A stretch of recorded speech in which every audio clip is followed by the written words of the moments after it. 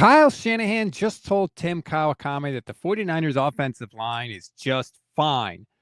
Should we believe him? Well, let's dive into the film and take a look for ourselves, and you can decide on today's Gold Standard Podcast.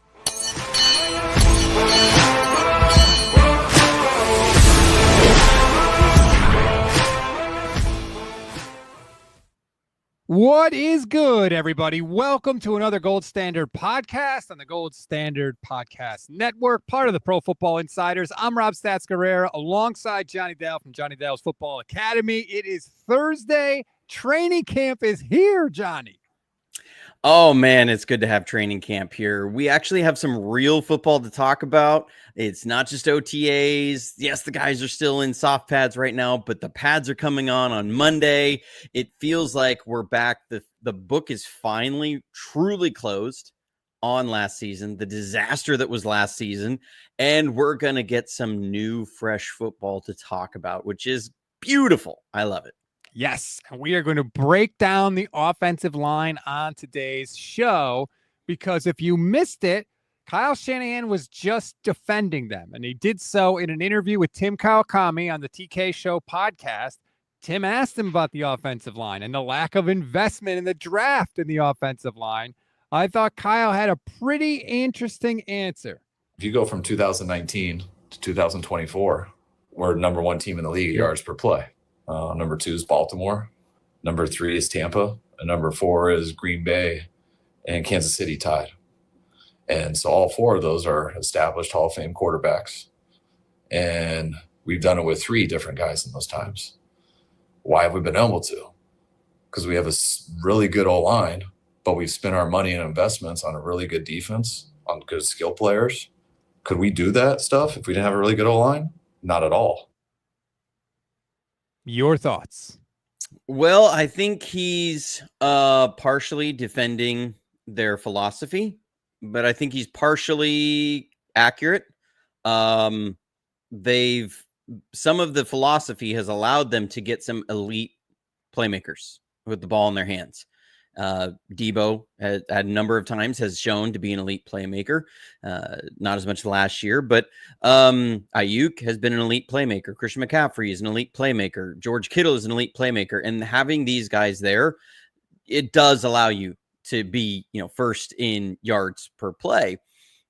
Now with that, if your offensive line wasn't at least good enough to get the job done, then yeah, you wouldn't be in that position. I think it's almost like the conversation that a lot of people have with Brock Purdy. Does the offensive line, are they driving the truck or are they being pulled by the truck? Like, do they just allow enough?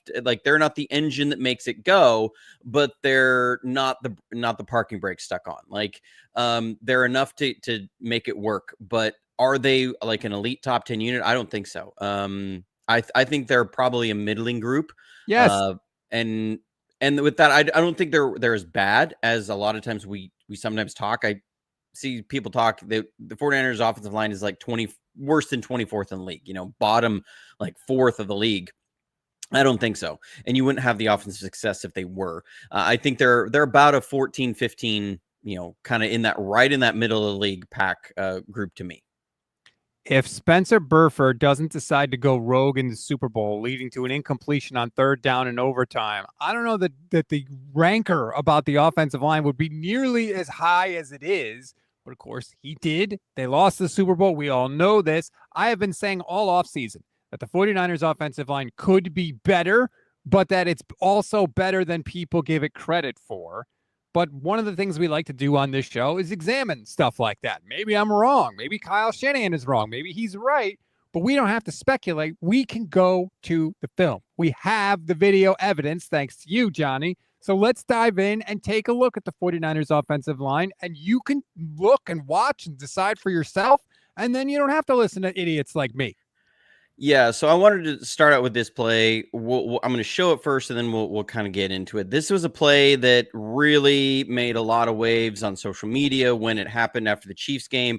Chris Foerster took a lot of heat for this. You're going to get 2 unblocked guys coming off the right to the offensive line, and they're saying, why is this happening? Why do we see this so much?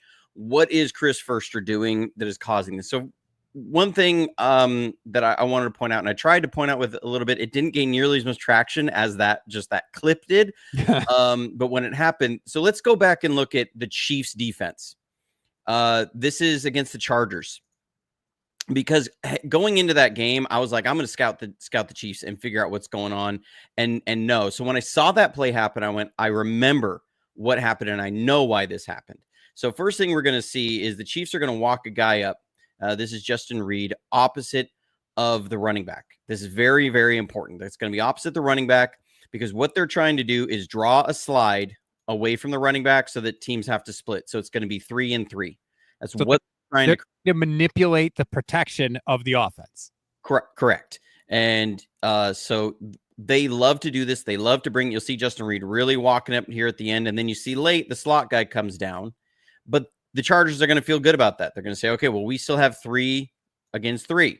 We're on each side. We're good. We can account for everything. But then what Spagnuolo is going to do is he's going to end up bringing the slot and Nick Bolton on a double blast blitz. So this is going to overload that side. Now they're going to have 4 rushers to 3 protectors, and it's to the running back side. That's a very important point here. And just a sidebar about Steve Spagnuolo. He's like, this is such good design because he's bringing the slot and he knows, most likely the hot's going to be the B to the slot. Then if you're bringing the slot receiver, if you're bringing the slot defensive back, so he's going to have Justin Reed bail right into the slant by a slot receiver. I mean, like Spagnuolo really understands where teams are going to. I mean, you can see Justin Reed is trying to drive there, and they're doubling what's going to be Herbert's hot. So they're going to end up with an incompletion out here because Herbert gets drilled because he's trying to not go to his hot to his left. But we're going to see it from the end zone. You're going to see how this plays out of how the offensive line and they bring Chris Jones over here. So you have to bring attention to that side. So you have 3 there. They're going to back 2 out and they're going to bring 4 to the opposite side. So they've manipulated a 3 and 3, and then they've just won by numbers. They only bring 1 rusher on one side, 4 on the other. So this has happened against the Chargers. So the Chargers slid away from the running back when they were presented that look, and they got hammered. So now later in the game, we're going to see they're going to bring this same look. Now they're going to do it with Nick Bolton. They're going to walk Nick Bolton up on away from the running back. So now they're going to say, okay, 3 and 3. That's how we're going to do this again. They're showing the same look. But now the Chargers said, okay, you got us once. So now what we're going to do is we're going to slide to the running back side. So we're going to do a 4 and 2 or 3, but keep the tight end in the block. So now we're going to do this. And as you'll see, the Chiefs end up coming with this same blitz. They're going to show that, and they're going to try and overload with 4 to the running back side. Now here, the running back this is a key point in the game. Running back completely botches his assignment. So again, another just example. It's not just the 49ers in these crucial moments have these things happen. But you'll see this overload coming to the running back side as they present 3 threats, sometimes 4, 2 away from the running back to draw the slide away.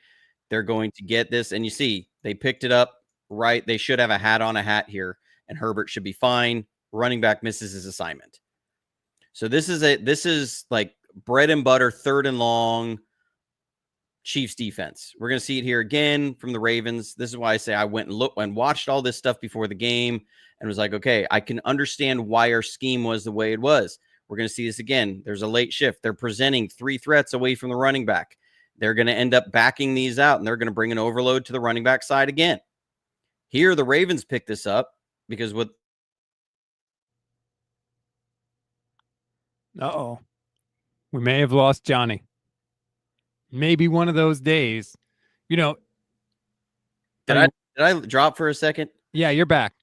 Okay. How far out did you lose me? Just for a couple seconds. So they're bringing pressure to the running back side. Yeah. I mean, this is their bread and butter. And so you see it here. They bring that pressure to the running back side, 4 guys. The Ravens blocked it out this way. They pick everything up. They're able to get it. This was the only team that converted a 3rd and long on this against this defense that the Chiefs ran all year, or like up to the point the 49ers played them. Just to put this in perspective. So, and I could show this same exact blitz against the Bengals a couple times, against somebody else too. I'm trying to remember who it was because I watched all their third down packages. I was like, I want to see what they bring. And so that brings us back to this play. So what you're going to see is they're doing the same presentation. They're going to present 3 away from the running back, 3 to the running back. And so what happened every week before this? Every time they showed this, they brought an overload to the running back side. So they would bring 4 over here. So that's what happened every time. And I watched every snap of this. This is what happened every single time. So what the 49ers are going to do is they're going to say, okay, we understand what you're going to do. So we're going to slide Jake Brendel over here. We're going to bring 3, and then we're going to have Juszczyk out as a hot. So if this guy comes, then we have an answer out here. And so that's how they want to beat it. Get the ball into a playmaker's hands. We got Ayuk on a little post here. We can hit that as a hot and possibly get an explosive there if you bring that. So that's what we're going to bring as an answer. But here, and this is why Spags is Spags, they're going to say, we're going to make this guy look like he's coming on a blitz and he's going to bail. And we're not bringing this. The first time all season that they've shown this presentation and didn't bring it, and they brought an overload the opposite way. And so you have Jake Brendel trying to come over late. You got you got Puni and McKivitz on the other side. They're having to block down inside because they're not expecting Brendel to help, because they're expecting a slide away. They're expecting to do what the Ravens did, right? Is block this down. And so now you end up with a hot coming the other way. So I show all of that just to illustrate like that we can look at a play like that and say, oh my gosh, there's a systemic problem with the 49ers. There's a systemic problem with Chris Foerster. Why did they do that? Why are we having, they're showing the presentation here and we're not picking it up. Look, this was Spags, man. Like he showed this. This was the first time all year he pulled that out. And so there are like caveats you have to say to some of this stuff. And I agree. And that is like, we always say, like, the other side gets paid too, right? Steve Spagnuolo is really good at what he does. Sometimes you get got. You know what? He got Kyle Shanahan in the offense on that play. It happens, you know, but I think that we as fans, first of all, we're not scouting the Chiefs defense like you did and seeing what they've done to other teams. The 49ers are, which is why they were in the position that they were in. But we look at that and we see it as a deficiency of Kyle Shanahan or Brock Purdy not being smart enough to diagnose the play. It's like, no, sometimes the other side just gets you. And that's what happened. Now, that doesn't explain every pressure that the offensive line gives up. I want to be clear too on that. But sometimes, especially as we're watching the games on Sunday, I think our reaction is to just be like, oh, it's terrible. And it's not always that simple. Exactly.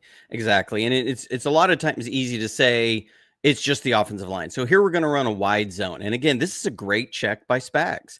What I think they're doing here is the way that this corner drives on this run.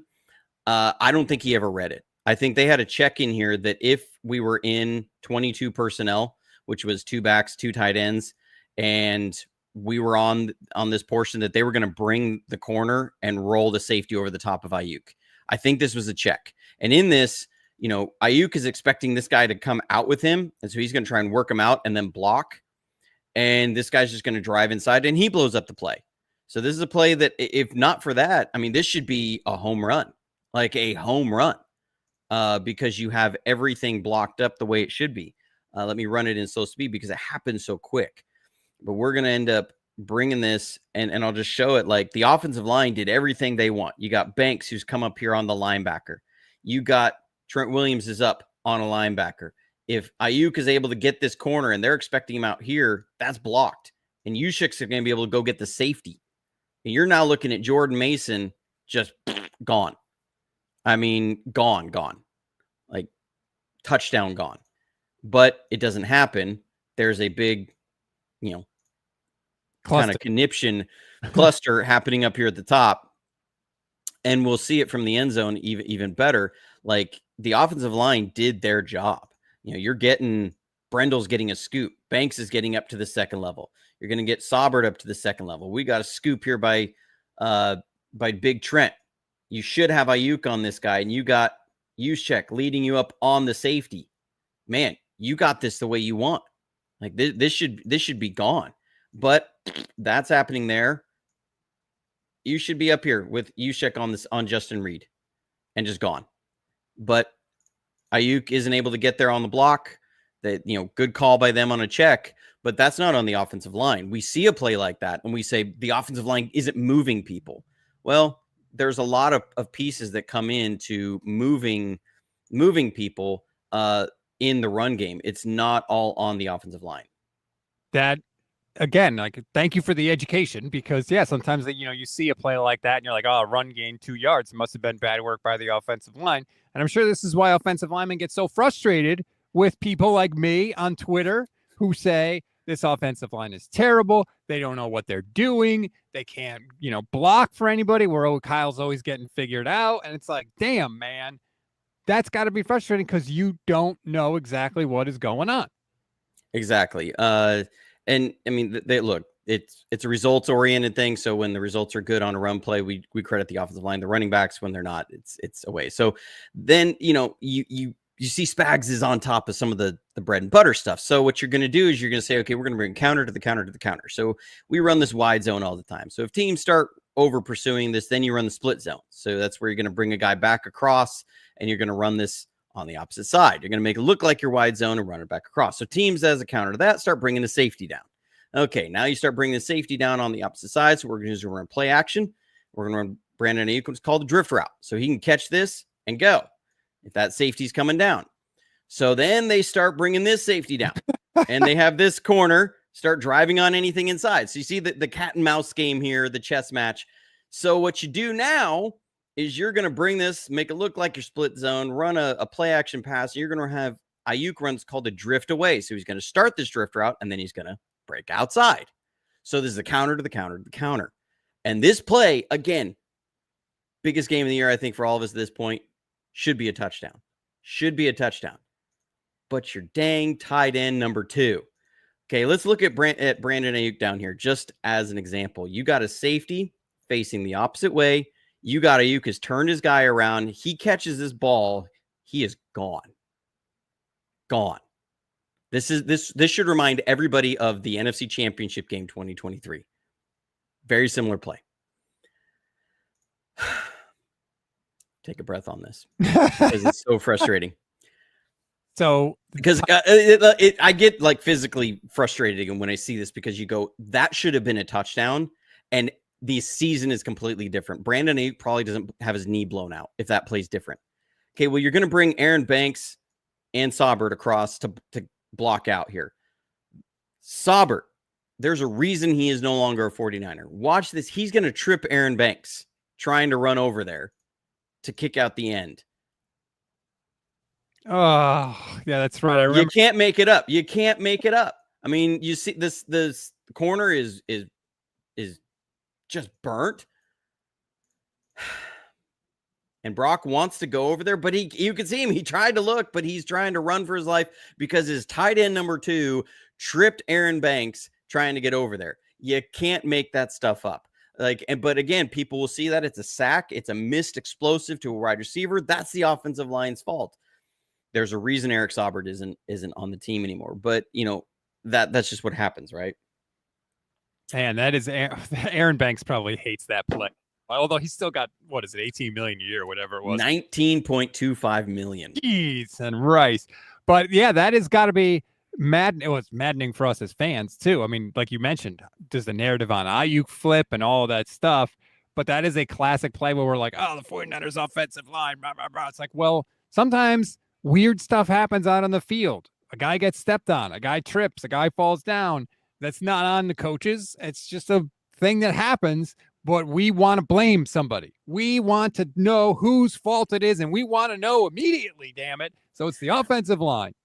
Yeah, exactly. And Jake Brendel, look, I've been hard on Jake Brendel. I'm not sitting here saying I'm a Jake Brendel fan. I think the 49ers can do a lot better than Jake Brendel. They can also do a lot worse. Why do they like him? I'll just start with that. Why do they like Jake Brendel? He's not the best pass protector in the league, but he doesn't have great arm length, but he's fast. And they love that in offensive linemen. So you're going to see it here. He's able to get to the second level of his Roseboom that he's able to get on. And you just see not all offensive linemen are able to get up to the second level with this kind of speed and get on a guy. And that's what makes this play pop. That's what allows Jordan Mason to get into the second level. If you run it at full speed, you can really appreciate how quickly Jake Brendel for an offensive lineman moves. You're going to see him just boom, get up right there. He gets just enough. You get him. And now that's an explosive run. That's over 10 yards. That is a 10+ yard run. The 49ers are number one usually in that metric of explosive runs. And not only is that an explosive run, that was with Jordan Mason. But if that's Christian McCaffrey, maybe he makes a man miss, and then maybe it becomes a touchdown run. And that's why the 49ers talk about, we want the skill guys, the guys that can make those kind of explosive game-breaking plays, because they think that we can find offensive linemen that are good enough to create those opportunities. And then it's up to those skill players to sort of squeeze the maximum amount of juice out of those plays that they can. I'm not saying that's always the best offensive line philosophy. I'm telling you, that's the 49ers offensive line philosophy. Exactly. They're at, like, it is really hard to get explosives, period. And there's a lot of great athletes. If we want it to where if we execute correctly, it just, we don't need a lot. We just need a little bit. If you get enough of a little bit, we can hit a home run off of it. Like, if the opportunity is there, you want to be able to take advantage. One of the big struggles that they had last year, though, was Aaron Banks with his weight. And Chris Verster talked about this at the end of the season last year. He openly, it was like near the end of the season, Banks was already on IR, and the frustration of the year, I remember it was one of his pressers. He openly talked that Banks, with his injuries, had struggled keeping his weight down. That had been a struggle for him for a little bit, but he struggled keeping his weight down. And when you look at his tape from last year, he's just not as fleet of foot as he was. He struggled getting to the second level. He struggled blocking in space. His feet were not good. And you're going to see it here. He's trying to get up on the same linebacker. Whiff. And he just whiffs. And again, if you're able to get up on that linebacker, it's another explosive. I mean, just look at how this is setting up. You'd have a huge lane for Isaac Arendo to come and hit a home run. The guy that runs, 4.35 or whatever it was. Yeah. But he can't. He can split the safeties, but he can't, because Aaron Banks is just a little bit slow of foot. He was dealing with the injuries last year. And then with those injuries and being in and out of the lineup, and you have these three guys are shifting around a lot, especially the two guys on the end, this is Jalen Moore and Aaron Banks, is that the communication and the way that these guys work together is not great. So the Rams are going to run a little game here. They're going to run a little slant down, or double slant, excuse me. They're going to bring this down, and then they're going to loop around. And what happens here is, because of the presentation, we're going to slide Brendel first. He's going to check away, and then he's going to move over. Well, Aaron Banks has got to be in tune with Jake Brendel here and protect his side. He's got to protect his side from a guy coming and crashing in. So what you're going to see here is, as Jake Brendel slides over, he first gets his guy who's going to pull him. And then this guy's going to come across. Aaron Banks has to stay a little bit closer into Brendel's hip and not retreat so much, because he has to protect Jake Brendel's side, where he can't block. He can't protect against from this happening. And you get a play that I mean, again, this should have been PI, should have been caught, but it isn't. But these were the kind of issues we saw, where just, again, Banks is too far back. He's not protecting Jake Brendel's side. So this is Braden Fisk is going to come up and blow up his side, not blow up Jake Brendel, and then get an immediate pressure on Brock Purdy. That's not on Jake Brendel. That's on Aaron Banks. And that's them not working together and not having that correct technique in how they're trying to operate there. Those are things that, it's not a skill issue. It's a timing, it's a gelling issue. It's a chemistry issue that you have against that. And then you have things where sometimes it's on the running back. We're going to run a little screen pass here to Isaac Arendo, and this should be another home run. This should be a huge explosive play. We catch the Rams in what we want. It's cover 4. So they're going to bail out on this side. They're going to have one defender really short on this side. And we're going to end up bringing Puni out. We're going to bring Jake Brendel out. We're going to bring, I can't remember, I think it was Aaron Banks at this point in the game. This is the second game against the Rams. We're going to bring another guy out, and this should be a convoy out behind Garendo. Garendo pops out a little early, and then he's going to catch this ball and he's going to turn outside. What I want to see is him catch this and turn it inside, because that's where your blockers are. You're going to have a blocker here. You're going to have two guys coming up to block. You got another lineman that's going to come up block. You got George Kittle on a safety. You should have a lane right through the middle of the field here that's just going to go for, he's not going to stop running. You should have this, but you whiff outside, you draw your man outside where you don't have any blockers, and you just don't get the home run. Now, this is a decent play by Hoyt, but it shouldn't be there. You shouldn't be outside. You should be up inside following your convoy of men who you have blockers. You have all this green space, and you're not there. That's a rookie running back not understanding how to execute his play. We're going to see it from the end zone. He needs to wait a beat. This is rushing the play. This is a screen pass. You want to make it look like a drop back pass. He needs to step up, go do a 1 count, and then come out. I mean, it's a small detail, but these are the details that get you killed because you have all of this space with blockers, and you run a 4-3. It's like, man, that's not, you hit that, your offensive line, people are going, man, these guys are getting out in space. They're doing stuff. This is the most important game of the year. It was 6-6 at this point. Your playoffs are on the line. Like it was really rough. And then you have, again, backups coming in here. So Jalen Moore, he's going to be out here ready to protect. They're going to bring Cross inside and bring a slot blitz, and he's just not ready for it. He needs to hand this off. This is not a protection issue. Or excuse me. Nope. That was, I skipped a play. That sometimes, we've maligned them for not picking up some of these exotic looks. They're going to pick this up great. So they're going to kick out here. These 3 guys handle this play phenomenally.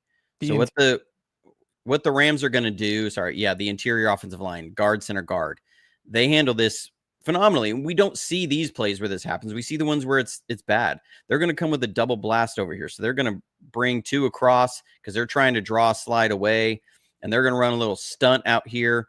The way the offensive line picks this up is absolutely beautiful. Now, again, note this is Kyle Juszczyk in here. So it really helps when your back as a protector understands your blocking schemes. So Brendel's got to slide over because of the presentation. They're going to hand these 2 guys pick up this handoff. Perfect. So let's just look at them real quick. Puni and McKivitz. They're going to hand off that blocking perfectly. Perfect pick up of a little stunt out there. On the other side, they're going to bring this in, and then they're going to try and bring around. So Banks has got to come down. Brendel's going to help squeeze that, and then Juszczyk's going to pick up the blitzer. So you have 6-on-5. Your quarterback is perfectly protected. So they had their moments. We just we don't notice those a lot. It's a quick play, and when Purdy's protected like that, you get a great completion to Juwan Jennings for an explosive gain. It's like 16 yards. That's considered an explosive. But then you have moments like this where Jalen Moore is going to see, this is, I think, Jared Verse coming in, and he's going to get locked on him, even though he's got Banks helping inside. He should peel off, hand that to Banks, and go pick up the slot. His head's not even turned. He's not aware of anything. So you should never have this where you have a 5-on-4, 4-man rush, and you have a free runner at your quarterback. That's on Jalen Moore. But to put things in perspective, Jalen Moore, even with some of this tape, was paid $15 million a year to go be the Chiefs tackle. Right. To go. That should tell you. Yeah, that should tell you the state of offensive line in the league. Like that should give us some perspective. Like, yes, this happened, but the guy who gave that up just got paid a big time payday for the Chiefs. So that should tell you, again, context around the league. I know we're getting in a lot of stuff here. I'm going to try and hurry up here, but we got Banks. One, again, he's a little slow of foot. He's supposed to get a reach block here on the defensive tackle on the 1 technique. He's a little bit slow of foot, so he doesn't get around. 2, if Guarendo's got to read this better, and he's got to cut this one back. He's pressing it a little bit too long. You get Banks can actually execute this reach block.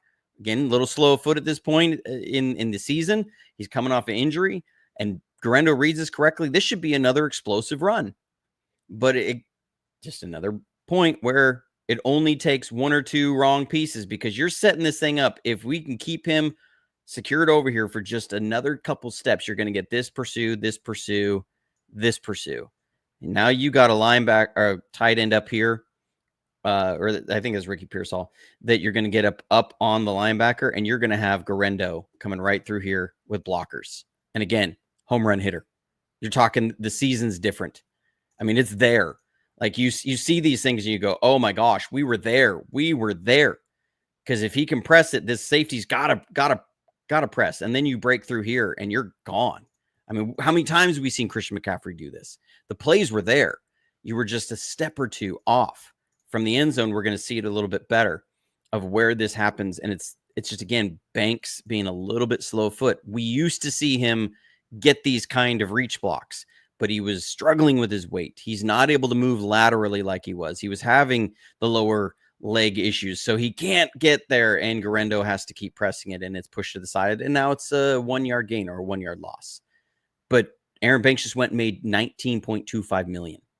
You see these plays and the potential for what is there. It's a reminder of how small the margin for error is. Just these, all these bad teams sit there and say, hey, a few plays here and there. This is the stuff that they're talking about. This is the separation between, a 6-11 season and maybe a playoff season. It's these small adjustments on these little plays that change the outcomes of drives and maybe games and ultimately seasons. Exactly. I mean, it's these little moments in there that, and then you'll hear the coaches talk about it, and that's why they get defensive over some things. They're like, well, I didn't know that, we, and Firster will get that way. He's like, oh, I think we had one play where we had a chance to get the angle on the safety. I think he could have split the safeties and be gone, and you'd be like, are you sure that was like a 1 yard loss? If just one little thing is different, yeah, it's there. I mean, then you just again see Aaron Banks just struggling with his weight and being flat footed and just gets beat. I mean, I don't know how Brock Purdy completed that pass, but you see those things. And again, Aaron Banks was paid $19.25 million, and that was what he put on tape. That should tell you the state of offensive lines around the league. I just show those things to remind everybody, like. That's what the market was. 19.25 for Banks, 15 for Jalen Moore.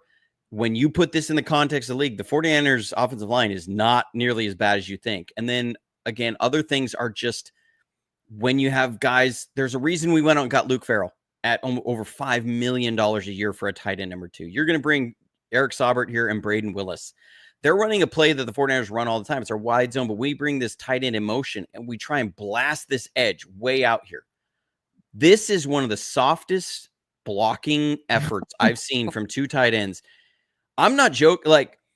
And what's so sad about this, it was 21 to 21, I believe, at this point in the game. And this is 3rd and 1 in the red zone. And we end up getting stuffed for a 1 yard loss, kick a field goal, and then the game we end up losing this game. This is like early 4th quarter when this happens. So it's just these are the moments you go, what in the world? You had to get 1 yard and then you get 3 more chances to crack the end zone. They're trying to blast this guy out here because this corner he's what's called a force defender. So he's got to widen as that edge gets blasted out. And what that's going to do is that's going to put Trent Williams one-on-one with the safety. And then this guy has got to beat Jordan Mason to a spot. And I'm going to take Jordan Mason on that. Right, for a yard. All he needs is a yard for the first down. All he needs is a yard. But you get you're even putting Braden Willis in motion to get the extra oomph. And they don't move that end one bit. You can see Jordan Mason wanted a wider track on this. Watch Jordan Mason's attack angle. So he's going to take this, and you see that step out? Like he wants to attack wider. He wants to come out here because he's expecting this end to be out here by this point. That point, this is not a foot race. You're having this guy way out here by the numbers. You're going to have this guy out here, and Trent Williams is going to go block him out. And you have Jordan Mason probably in for a touchdown because he's going to beat, that's their like 260-pound linebacker. There's no way he's staying laterally with Jordan Mason. This should be a touchdown. But you get such a piss poor blocking effort from your tight end 2 and tight end 3. I mean, I'm usually not a real negative guy, but I remember being so frustrated because this is not the 49ers standard of physicality. Just watch these 2 guys and tell me that is 49ers physicality in the run game. To not even okay, it's not a touchdown. Yeah, that's a bummer, but whatever. But you couldn't even get a yard. And this was a problem all year last year, Johnny. In the red zone, they could not run the ball. And the closer they got to the end zone, the worse they were at running the ball. It was maddening. You want to know why they were so inefficient in the red zone last year? It's because they were basically one-dimensional. They couldn't do it. And so that play is infuriating. 100%. And when you look back on the season and you see a game like that, you could point to so many hinge points in the season. You go, the Chiefs, you say that game, that's an opportunity lost, because that was a winnable game. You go back to the Arizona Cardinals game that we ended up losing. Jordan Mason has a fumble, but there's a big whiff on a block there because they have a giant kerfuffle on almost the exact same play. You see that the other plays that are there against the Rams. This was not just these games. Like, this happened over and over throughout the season, and you see this stuff, and it was so frustrating. You see Banks a little bit slow here. You see the tight ends not blocking outside of Kittle are not blocking really well. You're having wide receivers in and out, and it's just not. They're having issues with their blocking, and your run game just looks anemic compared to what it had been in the past. And you say, this doesn't feel like 49ers football. And I think when we look at everything, you go, okay, if we reset all this and say, okay, but McKivitz, Puni, Brendel, Trent Williams, and then one of Nick Zakelj or Ben Bartch, I feel much better about Ben Bartch from what I saw last year. I'm feeling okay about that. And let's get Garendo into the system. Let's get some wide receivers in there and teach them how to block and get those assignments in there. Let's get this thing there. And this isn't like I'm going, oh my gosh, these guys are terrible. I go, okay, this is a middling offensive line. You clean up some mistakes here, you're good, and you are good enough. Like, it'd be hard for me if I was Shanahan to look at all these things and say, we need to invest a first rounder over Mykel Williams on our offensive line here. I have a hard time seeing that. Especially because, they had needs on the offensive line, but they also had needs on the defensive line. Like, it's everything. It wasn't just a one area, one hole, so to speak, that they had to plug in the dam.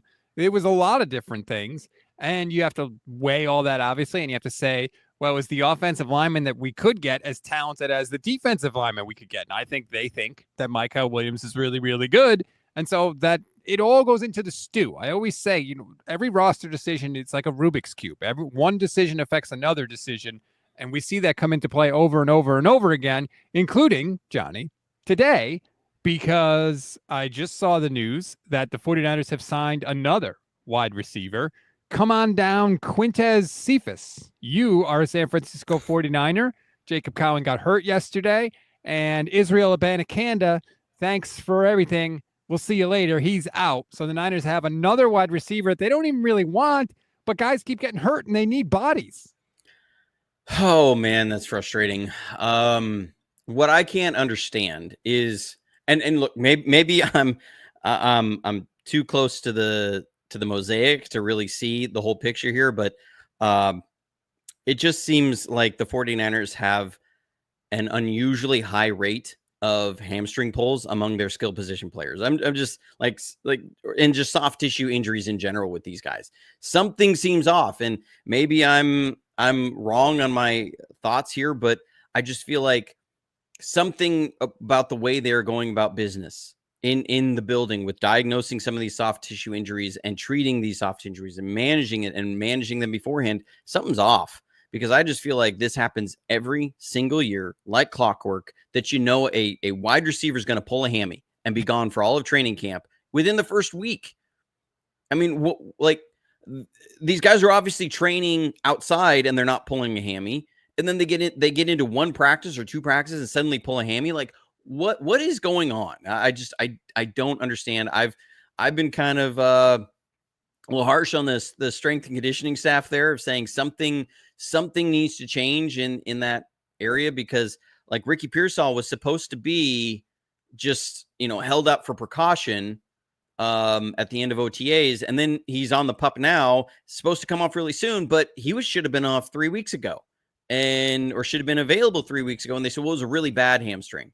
Well, I thought it was just held up for precaution. I'm not saying that Shanahan's lying. I'm just wondering, was that a misdiagnosis by the strength and conditioning staff? Was that a mistreatment by them? Like, what's going on there? That there's a discrepancy here, because this shouldn't be happening. And it happens, unfortunately, every year in the Shanahan era, and they've changed a lot of the strength and conditioning staff. But here are the facts, okay? Kyle Shanahan took over in 2017.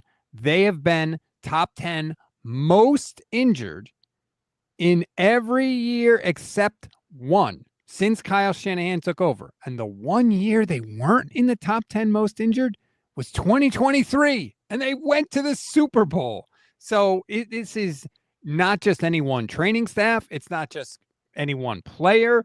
They have historically been one of the most injured teams over the entire Shanahan era. And that's why I was a little frustrated when in April, they named Dustin Perry the vice president of player health and performance because he was the guy that had been there. And now he's the most important guy on the Niners training staff. And it was like, this on this guy's watch, we have seen guys get hurt again and again and again. And I know you can't prevent all injuries. I know that, but I don't like smashing your head against the wall and doing the same thing over and over again and expecting a different result.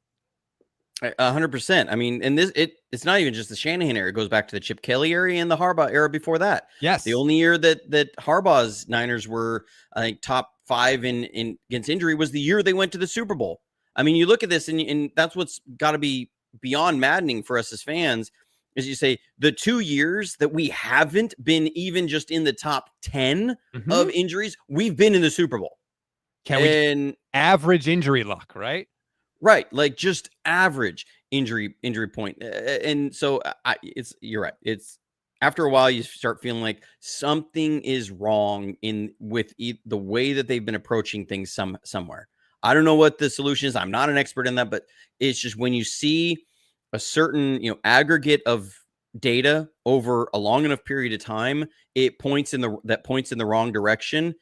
There's clear need for change. It can't be a fluke for this long. Like right. That's ultimately what it comes down to. McCaffrey, Ayuk, Debo, and Kittle were on the field for just 57 total snaps all of last season. Please let it go. And look, we haven't heard anything about the severity of the Jacob Cowing hamstring injury, but they did add another wide receiver, so they probably are expecting Jacob Cowing to miss at least a couple of practices. They don't have padded practice until Monday, I believe. That's when the pads come on. Ricky Pearsall is expected to be out on the field for that padded practice. He may be, and he may be out on the field for 2 seconds and then get hurt again. Jacob Cowing got hurt running on air. It was nothing. So, yeah, very frustrating. I know the Niners aren't the only ones with injuries. I understand that. Justin Fields was carted off the Jets field today because somebody stepped on his toe and he dislocated it. And we're not the only ones with injuries, but we have seen this movie before, and nobody likes how it ends. Exactly. And it's so frustrating especially when you're a team that has been pushing up against the cap, and you've seen that. Like the 49ers last year, I think were number 2 or number 3 in the league with APY, cap APY on IR.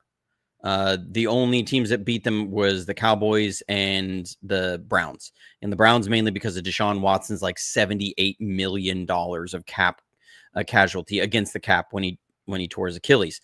With the Cowboys, I think it was because they put Dak Prescott on IR for a little while. And again, that was another huge quarterback contract in APY that was going on.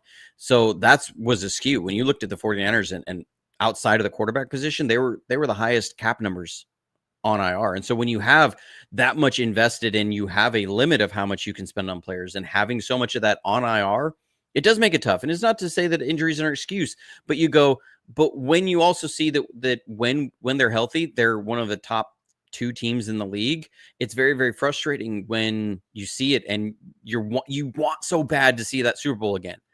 And it just feels like every time something happens with Dee Ford and he's not quite the same in the playoffs or into the Super Bowl. That Dre Greenlaw tears an Achilles in the Super Bowl, running out onto the field. And you go, okay. Brock Purdy tears a UCL in the NFC Championship game. You're going, come on. Nick Bosa gets hurt in the NFC Championship game, standing on the sideline because somebody crashes into him. That was a thing that happened too. The list of frustrations goes on and on. So we'll wait and see on Jacob Cowing. Like we said, Quintez Cephas, come on down. You're a 49er. No offense to you, but hopefully not for very long. Hopefully everybody can get back healthy. A couple other things we wanted to talk about yesterday, because we've spent a significant amount of time breaking down the 49ers defensive line and specifically the rookies, Mykal Williams, Alfred Collins, CJ West. Thought it was interesting yesterday, Johnny. Nick Bosa said it's nice to look out on the field at the D-line and see NFL bodies, was actually the phrase that he used. I thought that was really telling as just how bad things got on the defensive line last season. 100%. I mean, it wasn't up to NFL standards. When you look at, Leonard Floyd had his moments in the NFL.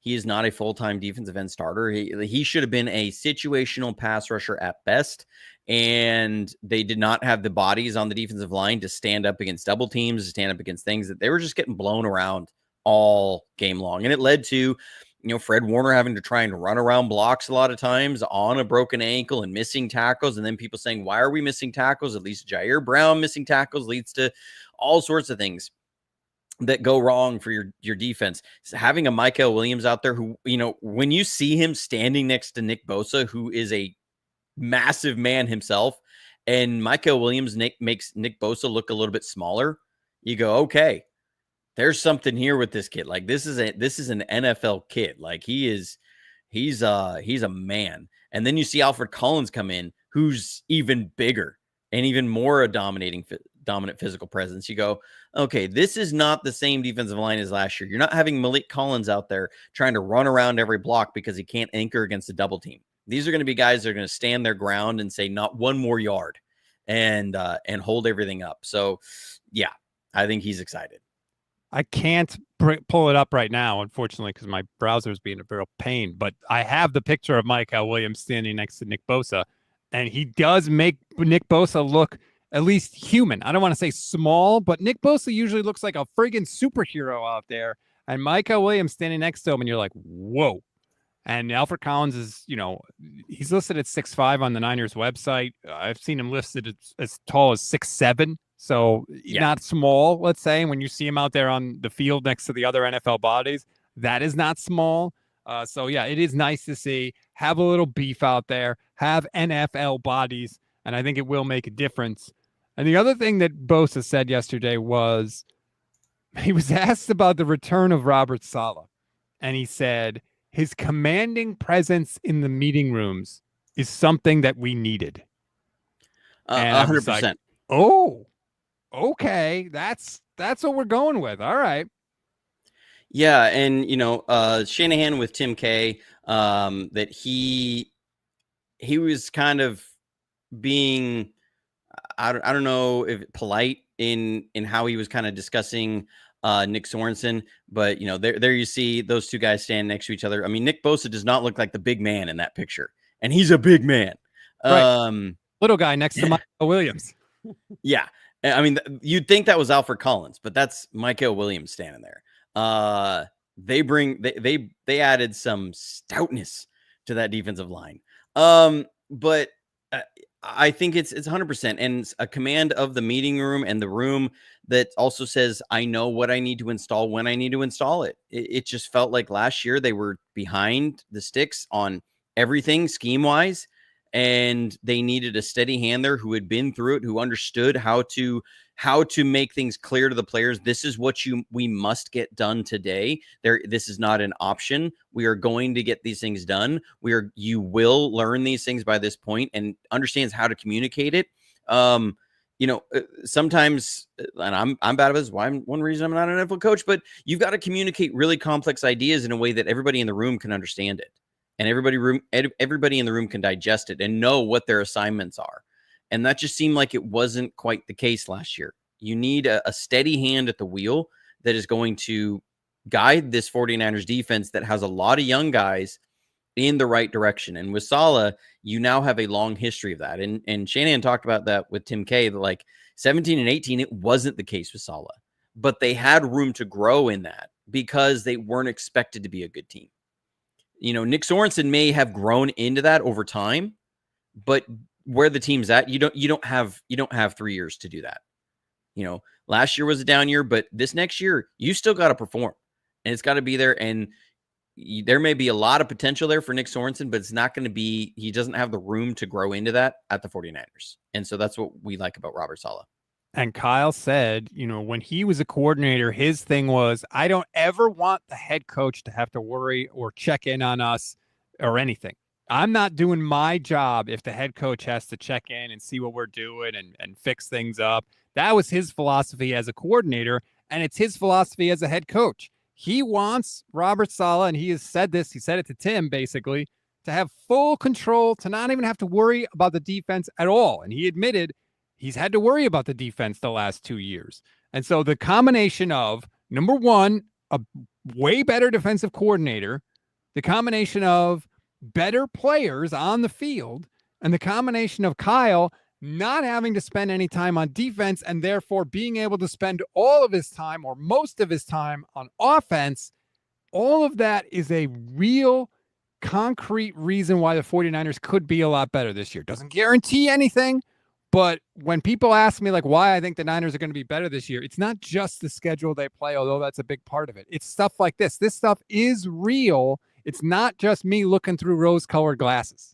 It's not, and it's sometimes also people don't understand the workloads and the workflow of an NFL work week, and I'm not meaning that in a pejorative way. Just we don't fully understand exactly what that means, and Shanahan said a couple things in there that were huge, I guess, for me hearing that and going, oh, okay, that makes more sense, and that makes more sense why you look so tired last year. So he talked about Wilks, that he was expecting Wilks to be able to come in and do what Kyle's dad did when he came to the 49ers. I was fortunate enough a couple years ago to interview Jesse Sapolo. And one thing he said he was so impressed with Mike Shanahan about is that Mike came in and didn't bring his offense. Mike came in and locked himself in a Marriott hotel for 2 months with all the stacks and boxes of VHS tapes of Mike Holmgren and Bill Walsh's install tapes, because they would set up a camera and they would videotape all the installs. And so he sat there and watched and digested the entire West Coast offense, learned it through the taped installs, and then was able to take it and not only learn it, but become learn it at a masterclass level, and then be able to design it and execute it and formulate it, because then he could speak all the same language and have all the same assignments that guys had. And then he could start adding some of his own stuff to it. He was expecting Steve Wilks to do that with the defense, of go back and be able to watch Saleh's install tapes, of go back and watch D'Amico Ryans' install tapes, because they recorded all those. And Steve, he said, look, he had done it his way for a really long time, and he didn't quite understand all the nuances and learn all of the details of their defense that they had asked him to run. So when he would call certain things or communicate things to the position coaches, it wasn't the way that it should have been. And there was just a little bit of, dysfunction among the defense. And we saw this with busted coverages. We saw this with certain things. There was just, it felt like a round peg in a square hole, or a square peg in a round hole, whichever you want to say. And so they let him go at the end of the Super Bowl. They nearly made it work, but they said, we need somebody who understands the defense all the way through. Well, you let that go and you see Nick Sorensen, you think, okay, he's ready to go there. But then as things are progressing, they're getting a little behind on the defensive install. And he said, I'm kind of checking in and watching the install tapes or watching the team meeting tapes. It's not that he was sitting there in the room, because he's got to be in the room with the quarterbacks or the offensive line. Mm-hmm. He's the offensive guy as well. So Shanahan is taking about 2 hours out of his day that would be watching film, that would be working on play design, that would be meeting with his other coaches. And he's watching Nick Sorensen's install tape to see how the meeting's going. And you add that up throughout a week, you're looking at 4, 5, 6 hours of workspace that Shanahan normally had, that now he's having to squeeze out of something else, because he's having to, maybe there isn't an issue one day, but you got to watch the tape to know this is your rookie defensive coordinator. And that's why the dude looked exhausted last year. I heard that and I was like, oh my gosh, he was adding another 5 or 6 hours of workload to himself each week for 4 months. No wonder the dude looked so exhausted by the end. It was a dysfunctional season last year, just not necessarily with conflict between the coaches. It's just nothing worked. Nothing functioned as it was supposed to function last year. And it should be a lot smoother operation this year. Hopefully everybody is better for it. But regardless, whatever happens, good, bad, or ugly, we will be here for you, breaking it all down, Today we did offensive line. If you have something you want us to break down that we haven't done yet, leave a comment on this video. Let us know. We're open to ideas. We're here for you. So please drop it in the comments. Like this video. Subscribe to the channel. Also subscribe to the Johnny Dale Football Academy on YouTube. If you love these film breakdowns, there's even more. There's everything you could possibly want. You can become a member of Johnny's channel. I highly recommend it. It will make you a better, smarter fan. Johnny, I hope you have a fantastic rest of your Thursday. You too. And I promise I won't cut you off like I cut Levin off or try to every single week. That's amazing.